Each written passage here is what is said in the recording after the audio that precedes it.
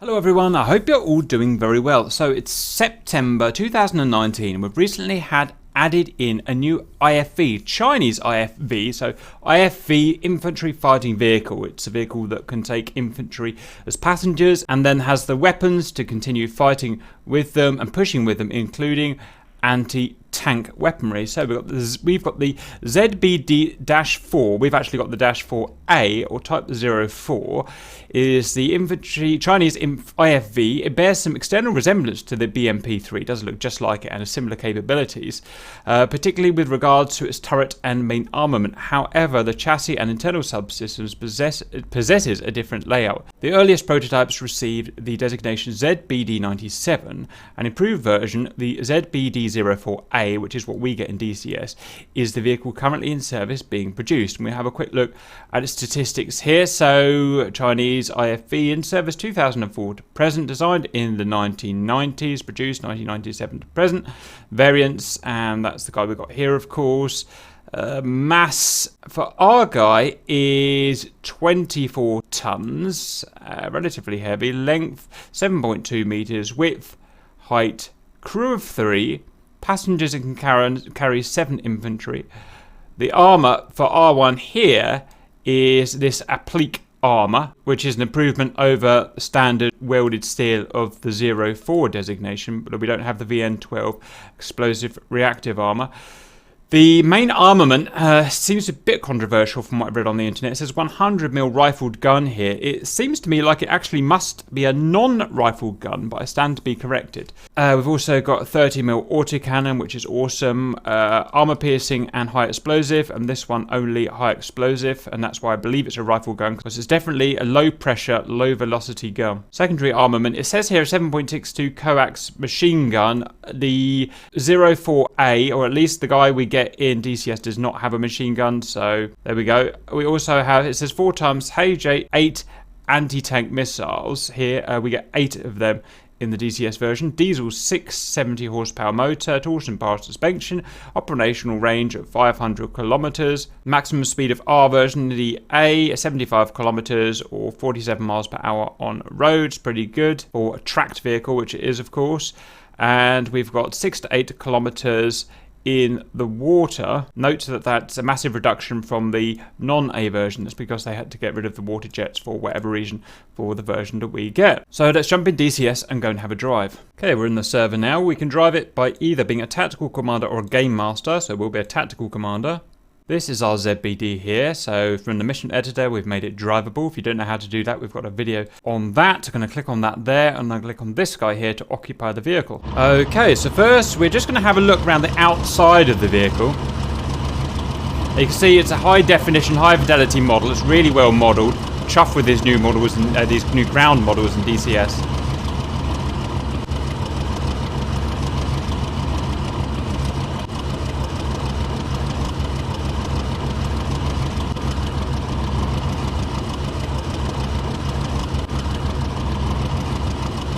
Next we'll look at the controls, and just to say it's the same controls we get for all of our combined armed vehicles. We're not going to go through them here because there's too many to go through. I'm just going to use the basic ones, and as ever I recommend that you just leave them as they are without changing them. That's how I do it, but it's up to you, and that's how I'm going to interpret it in this video. So next we're going to look at the views that we can have. So this here is the F7 view. If I press F7 I get this, and if I use the mouse I can zoom around. I can't control the vehicle like this. Mouse scroll will zoom in and out like that. Now if I want to occupy the vehicle again or be able to use the vehicle, I'll press the F1 key. I'm now occupying the vehicle with the F1 key, and if I use my mouse I now move the turret around. Left, right, up and down. Notice that I can zoom in with the optics by pressing and holding right mouse button. Next, if I press the insert key, I get the outside isometric view. This also allows me to control the vehicle just like when I'm in the turret, but I get more situational awareness because I can look around, but I can still operate the weaponry. If I press insert, I can go back inside. If I press the Quebec key, then I can, this is the gunner's seat I'm using here. If I press the Quebec key, I can operate the commander's seat. And I'm now looking around, and the cool thing about this model is, if I go to an isometric view from insert, you can see I'm actually turning the little periscope. See the periscope turning? And that's what I'm looking through, so as the commander. And if I want to occupy the driver's seat, left control and C, left control to Charlie, and I'm now in the driver's position. And if I want to get back to the gunner, just press F1 again and it sends you back. Next, we're going to look at the basic screen layout. It's very simple. Up here, we've got the heading tape that the turret is pointing at, so 157 degrees. Here, we've got our AI command set if we had more than one vehicle in our group, but we only have one at the moment. We've got our ROE there and our column there. That can be changed from the F10 menu, which we'll have a look at in a bit. Bottom right here, we've got ammo. It's currently depleted, so I'm not sure what weapon I've got selected there, but that's showing our ammo selected and how much we've got. That's the current gear we are in. That's the current speed we are doing. That's the current azimuth of our chassis, not our turret. That is the azimuth of our chassis compared to our turret, compared to north, and that is the hit points of our vehicle in percent. Next, we'll show driving the vehicle, and we can drive from really whatever view we want apart from F7, but I'm going to drive from the driver's view down here. So I can go down a gear with Zulu, I can go up a gear with X-ray, so I can have, if you look at the gear on the bottom right, reverse, neutral and drive, those are our gears. Whiskey will move us accelerate, Sierra will brake, Alpha will left, this is track vehicle so I can move like this, Delta go right, and it is actually a pretty manoeuvrable vehicle. And getting real speed up as well.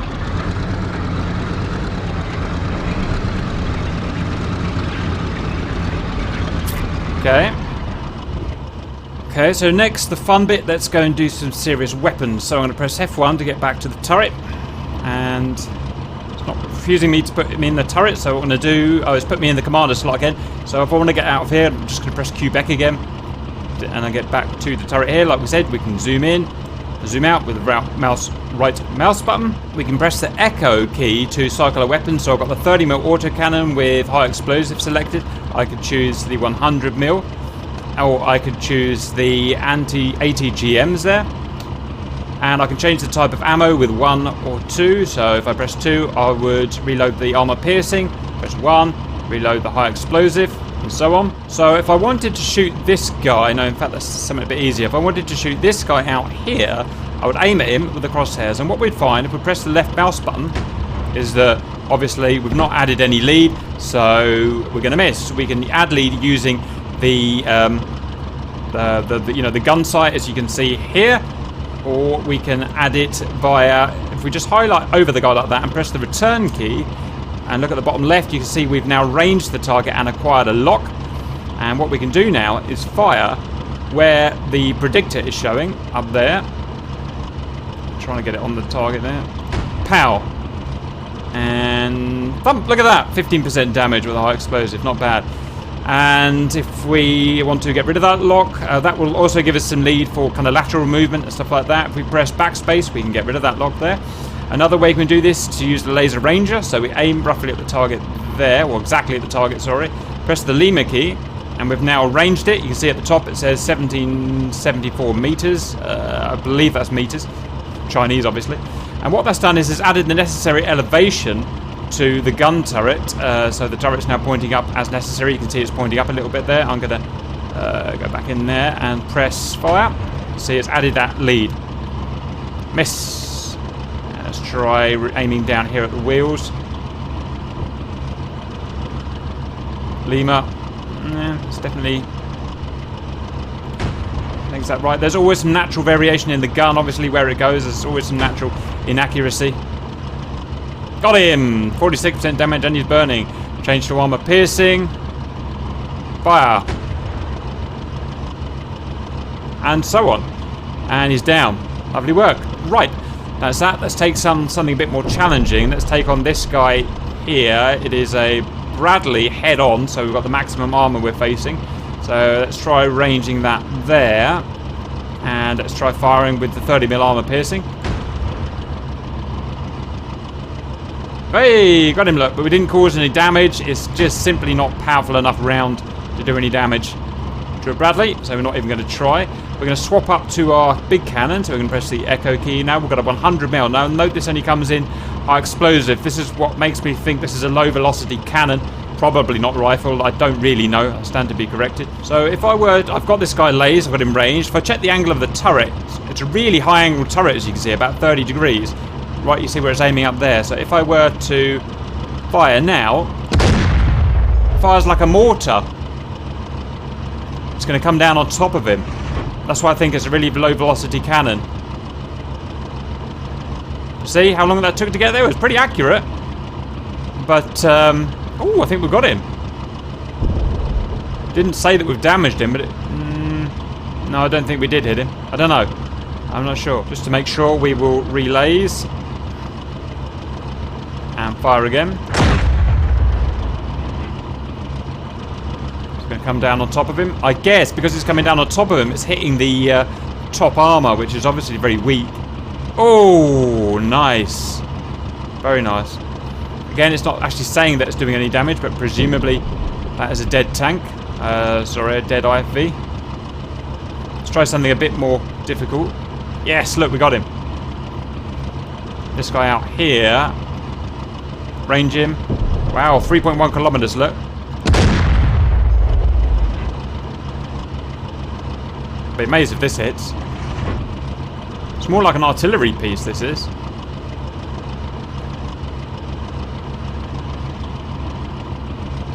Boom! Did it hit him?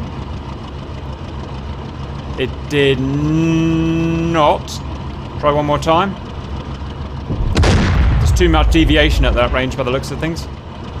Boom. Cool, huh? Right, well, we can't get him at the moment, so let's try to an ATGM. So we can press the echo key. We've got the ATGM selected. I think this fires down the barrel, which is why I think it's not a rifle barrel. I stand to be corrected, but the model doesn't show any, you know, external missile, so presumably it is firing down the barrel. So this is interesting. What I do is I press fire, it fires, and then I guide it with, I'm not sure if it's wire guided or if it's radio guided. I guide it and it goes wherever my cursor goes. So watch this. See what I mean? Cool, huh? So I'm going to just keep it on there. Eventually it should, if it doesn't run out of gas, hit him. Boom! Very exciting stuff. Let's get someone else. I do like this. You can have some fun and games. You can bring it down on top of them. Look, watch this guy here.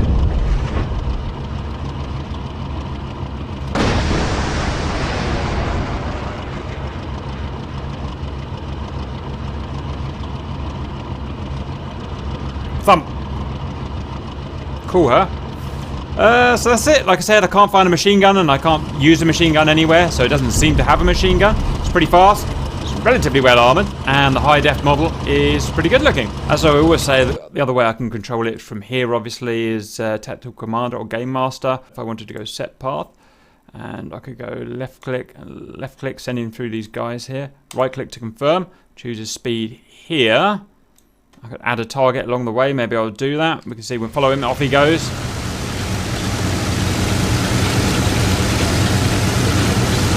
I'll add a target. I'm not sure whether this will actually work. I'm trying to force him to shoot friends here, but we'll see. Add that as a target.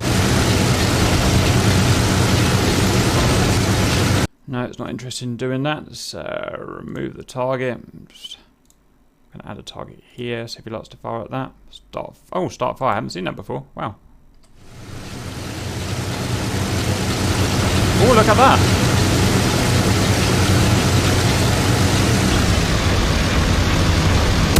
Haha! Cool, right? They seem to have changed their system slightly.